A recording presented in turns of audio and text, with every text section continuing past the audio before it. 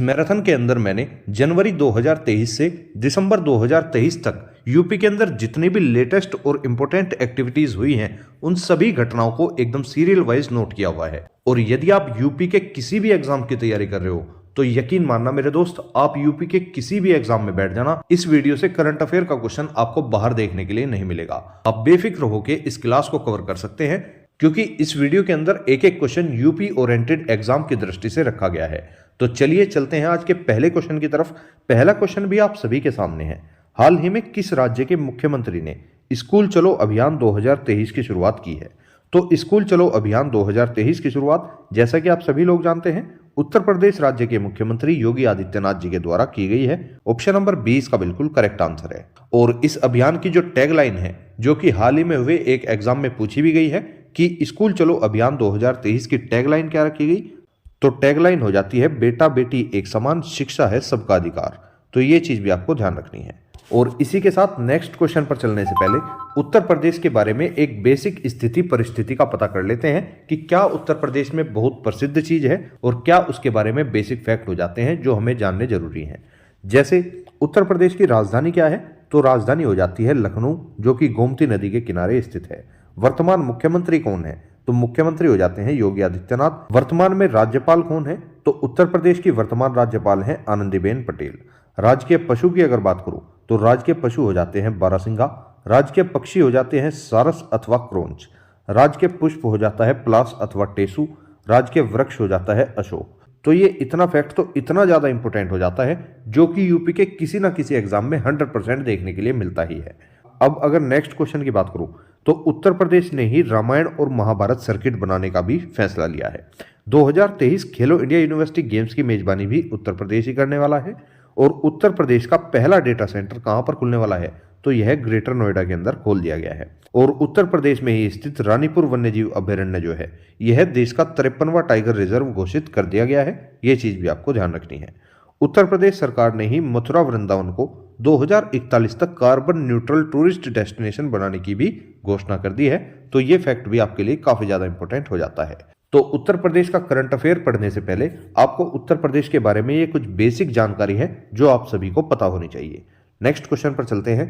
उत्तर प्रदेश के किस जिले में ड्रैगन फ्रूट खेती की शुरुआत की गई है? तो very very most important question है। इस ड्रैगन फ्रूट खेती की शुरुआत हमीरपुर नामक जिले के अंदर कर दी गई है। ऑप्शन नंबर डी इसका बिल्कुल करेक्ट आंसर है। और जैसे कि आप इस प्रकार से देख पा रहे होंगे, ड्रैगन फ्रूट की फोटो कुछ इस प्रकार दिखाई देती है। अब ड्रैगन फ्रूट से बनने वाला एक इंपॉर्टेंट क्वेश्चन और देख लेते हैं कि किस राज्य सरकार ने ड्रैगन फ्रूट का नाम बदलकर कमलम कर दिया है? तो इसका करेक्ट आंसर हो जाता है गुजरात सरकार ने। अर्थात गुजरात सरकार के द्वारा ये जो ड्रैगन फ्रूट है इसका नाम बदलकर क्या रखा गया है? इसका नाम बदलकर कर दिया गया है कमलम। तो ये क्वेश्चन भी आपके एग्जाम में देखने के लिए मिल सकता है। नेक्स्ट क्वेश्चन पर चलते हैं।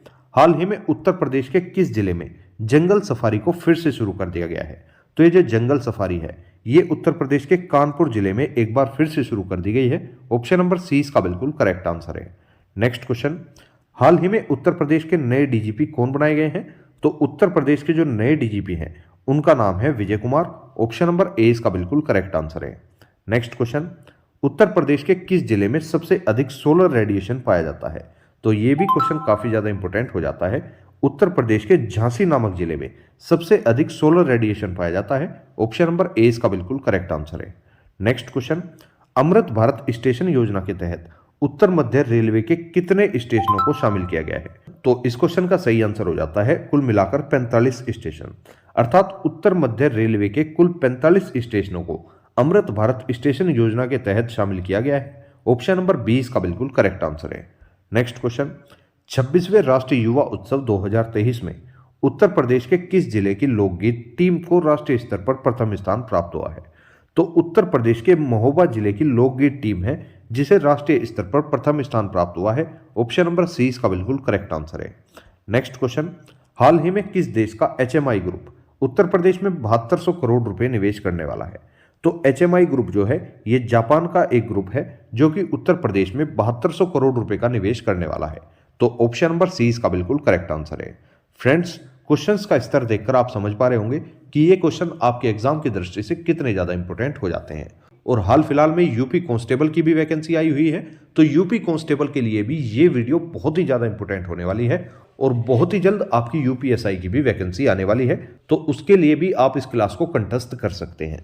नेक्स्ट क्वेश्चन पर चलते हैं। हाल ही में उत्तर प्रदेश की पहली महिला पुलिस कमिश्नर कौन बनी है? तो उत्तर प्रदेश की पहली महिला पुलिस कमिश्नर बन चुकी हैं Lakshmi Singh. Option number C इसका बिल्कुल करेक्ट आंसर है। नेक्स्ट क्वेश्चन, भारत के किस राज्य ने लड़कियों के लिए आत्मरक्षा योजना शुरुआत की है? तो आत्मरक्षा योजना की शुरुआत उत्तर प्रदेश सरकार के द्वारा की गई है। ऑप्शन नंबर सी इसका बिल्कुल करेक्ट आंसर है। नेक्स्ट क्वेश्चन, हाल ही में किस राज्य सरकार ने इलेक्ट्रिक वाहनों की खरीद पर रोड टैक्स और पंजीकरण शुल्क माफ करने की घोषणा की है?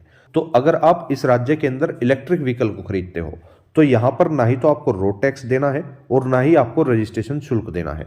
ये दोनों ही शुल्क जो है वे माफ कर दिए गए हैं। तो ऐसा काम करने वाला प्रदेश हो जाता है उत्तर प्रदेश। ऑप्शन नंबर 20 का बिल्कुल करेक्ट आंसर है।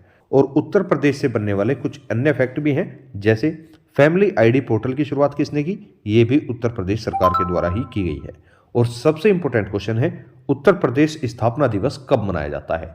तो प्रतिवर्ष उत्तर प्रदेश स्थापना दिवस 24 जनवरी को मनाया जाता है और 24 जनवरी को ही आपका राष्ट्रीय बालिका दिवस भी मनाया जाता है। तो इतना फैक्ट आपको इससे ध्यान रखना है।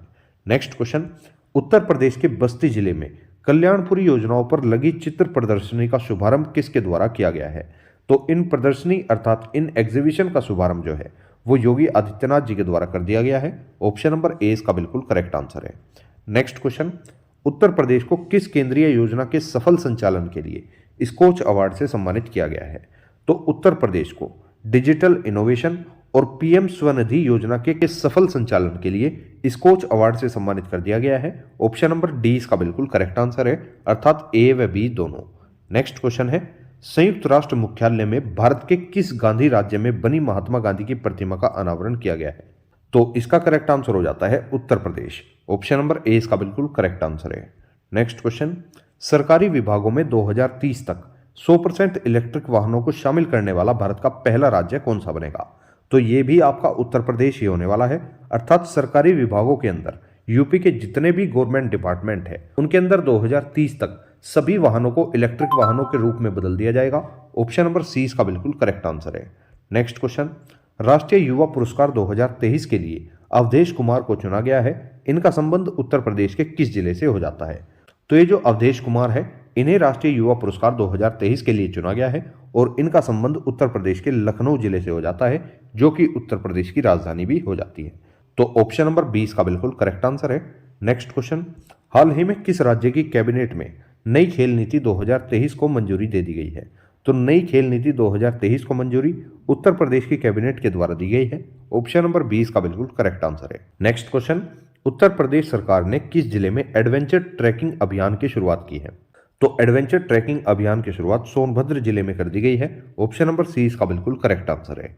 नेक्स्ट क्वेश्चन है, हाल ही में उत्तर प्रदेश के किस जिले में सीएनजी प्लांट लगाने के लिए इंदौर की टीम ने स्थलीय निरीक्षण किया है? तो उत्तर प्रदेश के प्रयागराज जिले में एक नया सीएनजी प्लांट लगाने के लिए इंदौर की टीम ने एक स्थलीय निरीक्षण कर लिया है। ऑप्शन नंबर ए इसका बिल्कुल करेक्ट आंसर है। नेक्स्ट क्वेश्चन पे चलते हैं, हाल ही में किस राज्य की कैबिनेट ने 2023-24 के लिए नई आबकारी नीति को मंजूरी दे दी है?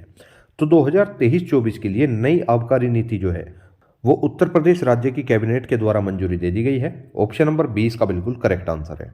नेक्स्ट क्वेश्चन, उत्तर प्रदेश सरकार ने कृषि उद्यमी स्वावलंबन योजना को 2022-23 से बढ़ाकर किस वर्ष तक कर दिया है? तो ये जो कृषि उद्यमी स्वावलंबन योजना है इसे 2022-23 से बढ़ाकर अब 2026-27 तक कर दिया गया है। ऑप्शन नंबर 20 का बिल्कुल करेक्ट आंसर है। नेक्स्ट क्वेश्चन, उत्तर प्रदेश सरकार ने यश भारती पुरस्कार की तर्ज पर किस पुरस्कार की शुरुआत की है? तो यश भारती पुरस्कार जो है इस पुरस्कार की तर्ज पर यूपी गवर्नमेंट के द्वारा उत्तर प्रदेश गौरव सम्मान की शुरुआत कर दी गई है। ऑप्शन नंबर ए इसका बिल्कुल करेक्ट आंसर है।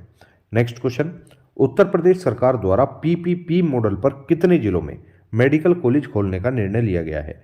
तो ये जो ट्रिपल पी मॉडल है इसके आधार पर कुल मिलाकर 16 जिलों में मेडिकल कॉलेज खोलने का निर्णय लिया गया है। ऑप्शन नंबर 20 का बिल्कुल करेक्ट आंसर है।